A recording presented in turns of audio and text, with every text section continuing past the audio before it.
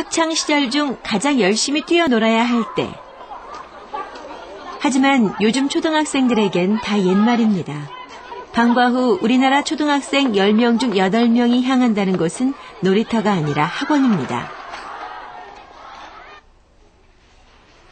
하지만 면동초등학교 아이들은 학원 대신 다시 학교에 갑니다. 방과 후에야 비로소 문을 연다는 또 다른 학교. 방과 후 학교에서 가르치는 건 동네에 있는 학원의 종류만큼이나 다양합니다. 우선 때마다 치러지는 학교 시험에 철저히 대비하기 위해 국영수 과목의 보충학습은 기본이고요.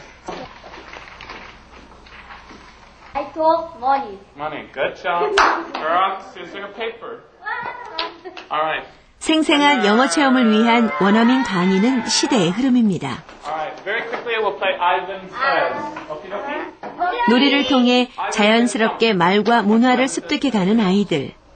이 시간만큼은 공부도 게임만큼 즐겁습니다. 하지만 아이들에게 중요한 게 국영수뿐이겠습니까? 두뇌 개발은 물론 듣기 적성을 위한 과외도 하나쯤은 해줘야죠. 그렇다고 이 학원 저 학원 옮겨 다닐 필요는 없습니다. 아이가 다니는 학교 안에서 이 모든 걸 다 해결할 수 있으니까요. 재밌어요? 네. 왜 재밌는데요? 공부 열심히 하면 똑똑해지니까. 학교에서 이렇게 공부하고 있는 게 더 좋은 것 같아요. 시간이 낭비되지도 않고 더 재밌고 하니까 지금이 더 좋아요. 7원이요? 2원이요? 우리나라에서 사교육을 가장 많이 받는 아이들이 바로 초등학생입니다. 지금 10원 됐지? 2원이요? 똑똑한 아이로 키우고 싶은 욕심에 이것저것 시키는 것도 많습니다. 얼마니? 71원입니다. 그렇지. 남보다 특출나게 가르치고 싶다 보니 지출도 큽니다. 하지만 방과 후 학교에서는 바이올린같이 값비싼 취미도 한 달에 2만 원으로 해결합니다.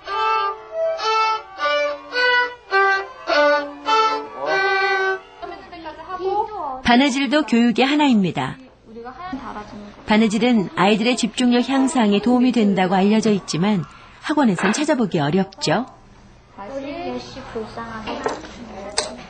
한 세트당 7, 80만 원을 호가하는 가격 때문에 엄두도 내지 못했던 두뇌 개발 놀이도 학교 안에서 마치 내 것처럼 마음껏 즐길 수 있습니다. 여기다 나 딴 거 여기다.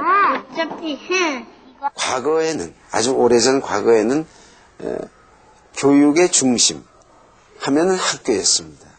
근데 최근에 와서 학교가 교육의 중심이 아니라 공교육의 부실의 대명사처럼 보여지기 때문에 다시 학교가 교육의 중심에 서기 위한 운동이기도 합니다.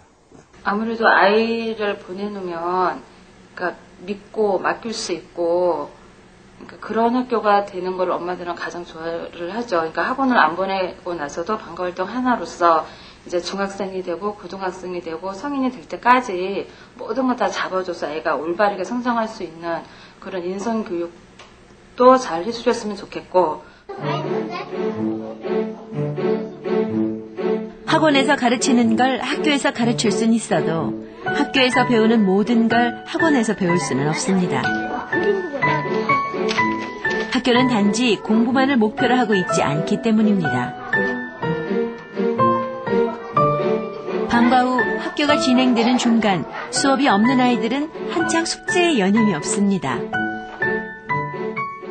공부를 더 많이 했어요. 집에서 하면요 시끄럽고요. 귀찮으니까 이쪽에서 해요. 집에 가면 왜 심심해요? 아무도 없어요. 왜 아무도 없어요, 집에 가면? 언니는 놀고 엄마는 회사 가서 밤에 들어요. 집에 가봐야 컴퓨터나 TV 앞에서 벗어날 줄 모르는 아이들. 이 아이들에게는 공부 못지않게 뛰어놀 시간이 필요합니다. 하지만 어린 아이들이 안전하게 뛰놀 수 있는 공간으로 학교만한 게 있을까요?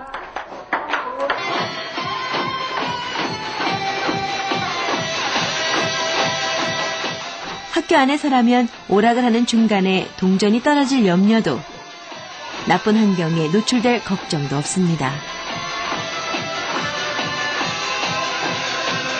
밖에서 하면 흡연하고 나쁜 사람들을 만나가지고 치안 때문에 위험성이 있고, 학교에서 하면 비흡연에 그리고 안전성이 있잖아요. 자그마한 책으로 하루 종일 공부에 숙제에 밀려오는 졸음을 참을 수 없으면 언제든 수면실로 달려가 달콤한 낮잠을 청하면 됩니다. 물론 공짜입니다.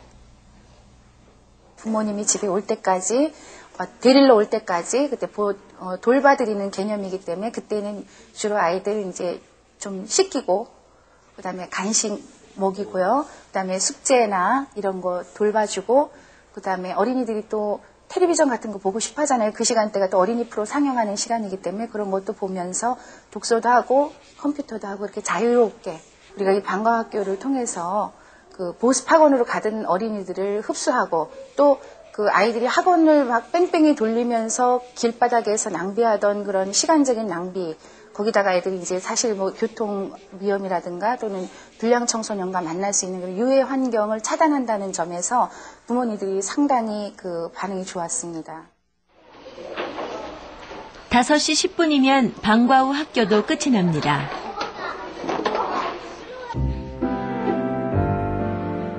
하지만 저녁 시간이 가까워 오는데도 학교를 떠나지 못하는 아이들이 있습니다.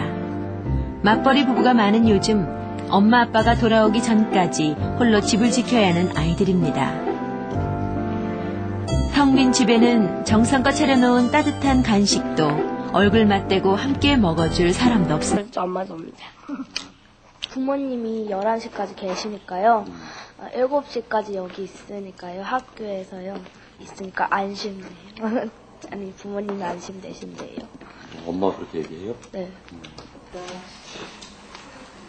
부모가 직장을 끝내고 아이들을 데리러 올 때까지 전문 교육교사는 일일이 숙제에 모자란 공부까지 챙겨줍니다.